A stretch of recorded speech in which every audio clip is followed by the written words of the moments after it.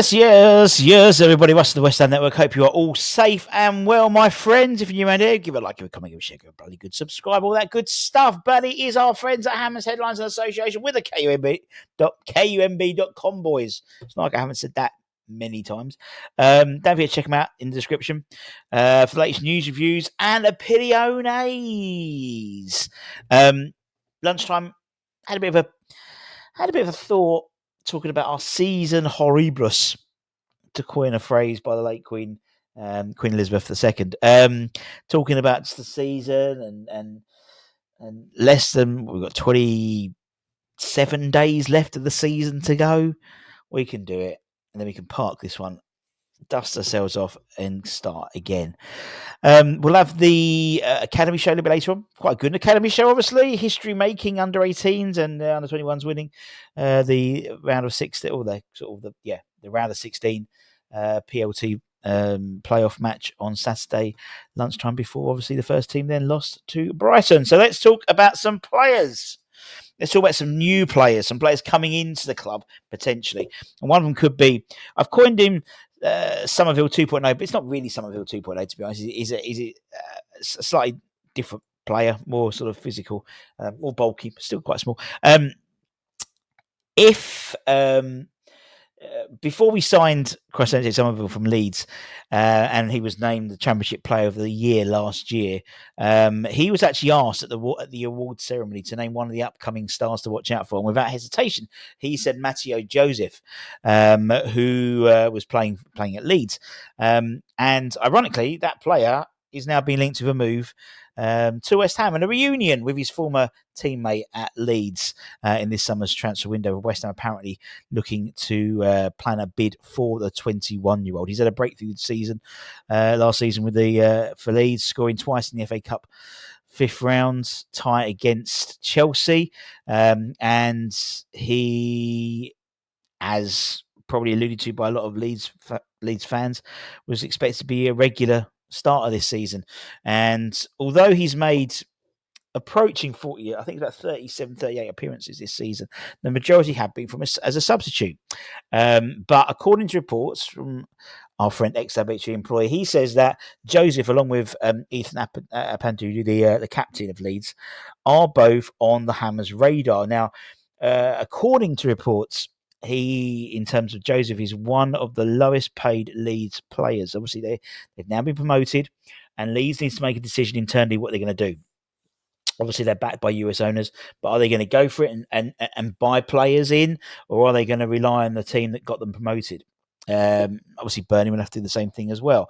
And again, they have US owners as well. It's quite interesting. Now, obviously, moving to West Ham would effectively easily double his money on what he's currently on now. He's a Spanish centre forward, a youngster, and has the attributes to make an impact in the Premier League. And I think if you brought someone in like Matteo, you would want to bring in maybe a slightly more established centre forward as well, potentially, or keep the likes of Fulkrug, for example. It's going to be fascinating to see what we do. We were led to believe one of the mantras in terms of our transfer sort of policy was looking at Championship players, looking at the effects of a Bowen, and arguably, I think if Crescencio hadn't been injured, the impact he would have made into bringing these guys in. So, could Matteo be one of them? Obviously, we've been linked with CJ from Burnley and Josh Brownhill from Burnley on a free transfers. Again, could see them happening. Matteo, maybe they might want to cash in order to get funds to have a proper go in the Premier League this season.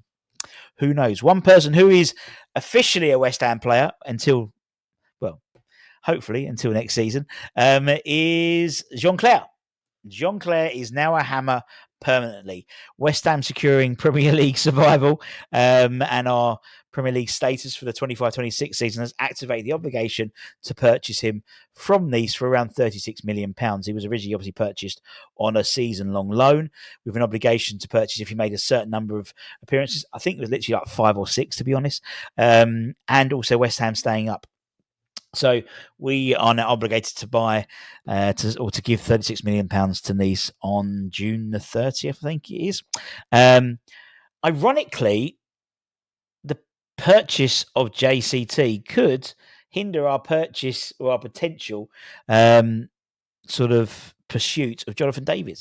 We know that Barcelona are interested in signing him, albeit they are cash strapped at the moment. And as part of when they sold JCT to Nice, they included a 20% selling on fee, which is believed to be around 7 million quidish. Is going to the Catalan club as part of the deal, so they could use that money to fund the Jonathan David free transfer potentially. Just speculating. Although reports in IMC Sports today in France list obviously West Ham along with the likes of Newcastle, Man United, Spurs, Chelsea and Liverpool as all suitors for Jonathan David's signature. However, Marseille are hoping to persuade the player to stay in France. Now, it remains to be seen also in terms of JCT whether he will be sold to Man United in the summer for, I would assume, a tidy profit, circumnavigating FIFA MCO, multi-club ownership rules. Obviously, when he was at Nice, he couldn't go to Man United because of the percentage that Ratcliffe owns of Nice and of Man United. So there was a conspiracy theory that he was sold to West Ham on the basis of us selling him on to Man United for a profit. We'll see if that's true or not.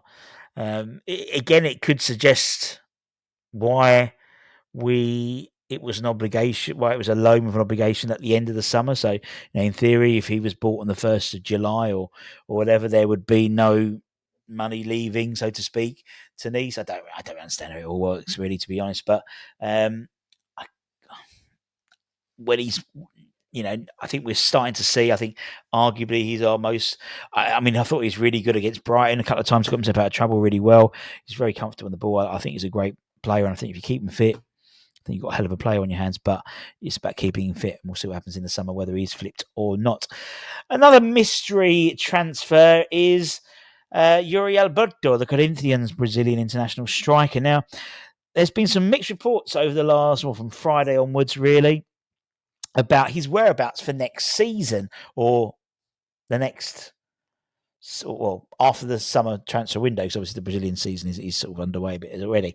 According to some reports, some say he has agreed personal terms with West Ham ahead of a summer move, and those reports suggest that the Hammers will now look to strike a deal with Corinthians, who would like to demand a decent fee for him, as he still has over 2 years left in his contract. He's had a decent season.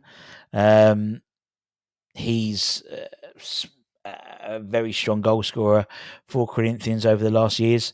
One of the best in history, statistically. However, there's other reports which says that's absolute bollocks. So he's either signed personal terms or it's absolute bollocks. We know that there is an interest from West Ham for Yuri. Indeed, he was one of the failed pursuits of Tim Steiden's Brazilian trip, where he ended up coming back with a Luis Guilherme, for example, rather than a Yuri Alberto. Again, it's if buts and maybes, isn't it? It's all speculation, but is he the right player to bring in? He's 24, he's a good age. Obviously, no Premier League experience, but to be honest, I think this whole Premier League experience thing is a bit of, sometimes it's a bit of a red herring because of that Premier League experience. You almost like adding at least 50% on the transfer fee. And I just don't think it's, that's the whole point of having a Carl McCauley and a Maximilian Carney in terms of them being able to identify players outside of the regular sort of top leagues, which will prove a bargain, really. Obviously, we've had a few players out on loan, still a lot of players out on loan. We'll cover the academy players in the academy show a little bit later on. But in terms of the first team players out on loan, obviously, again, he's still injured and wasn't featured, of course, for Real Sociedad as they lost 1-0 away to Deportivo Alaves this week. Kurt Zuma played the full 90 again for Alaraba as they drew 2-2 with Al Fihal. And Freddie Potts, number 490, under his belt for Pompey. as they drew 1-1 away to Sheffield Wednesday.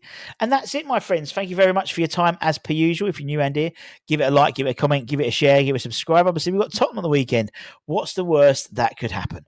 And until next time, don't forget to check us out, the Academy Show, a little bit later on. A little bit more exciting, a little bit more, what's the word?